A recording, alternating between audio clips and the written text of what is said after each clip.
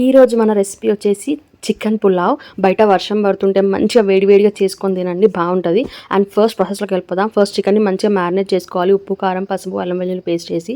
తర్వాత ఇంకొక ప్యాన్ తీసుకొని అందులో హోల్ గరం మసాలా వేసి అండ్ అది కొంచెం ఫ్రై అయినాక అందులోనే కొంచెం ఆనియన్స్ కరివేపాకు అండ్ పచ్చిమిర్చి వేసి మంచిగా ఫ్రై చేసుకోవాలి. అవి కొంచెం బ్రౌన్ అవుతున్నప్పుడు కొంచెం సాల్ట్ అండ్ పసుపు కూడా వేసి మళ్ళీ మంచిగా ఫ్రై చేసుకోవాలి. అండ్ కొంచెం పుదీనా అస్సలు మిస్ చేయకండి, ఫ్లేవర్ చాలా బాగుంటుంది. అండ్ కొంచెం పుదీనా కూడా ఫ్రై అయినాక అందులో కొంచెం టమాటోస్ కూడా వేసి లైక్ కొంచెం అల్లం వెల్లుల్లి పేస్ట్ కూడా వేసి మంచిగా ఫ్రై చేసుకోవాలి. అల్లం వెల్లుల్లి పేస్ట్ ఫస్ట్ వేసుకొని నేను మర్చిపోయినా.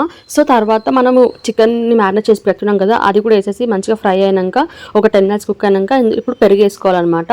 పెరుగు వేసుకున్నప్పుడు కొంచెం సాల్ట్ కారం చూసుకోండి, ఎందుకంటే పడుతుంది. సో ఇందులోనే కొంచెం కారం తక్కువైతే కారం వేసుకొని కొంచెం గరం మసాలా కూడా యాడ్ చేసుకొని మళ్ళీ ఒక 5 minutes వరకు కుక్ చేసుకున్నాక సోక్ చేసి పెట్టుకున్న రైస్ని కూడా యాడ్ చేసేసి కొంచెం మళ్ళీ అన్నీ ఒకసారి మిక్స్ చేసుకొని అండ్ ఇంకా రైస్కి సరిపడా వాటర్ యాడ్ చేసేసి, వాటర్ అయితే చూసి యాడ్ చేసుకోండి, మరీ ఎక్కువ తక్కువ కాకుండా.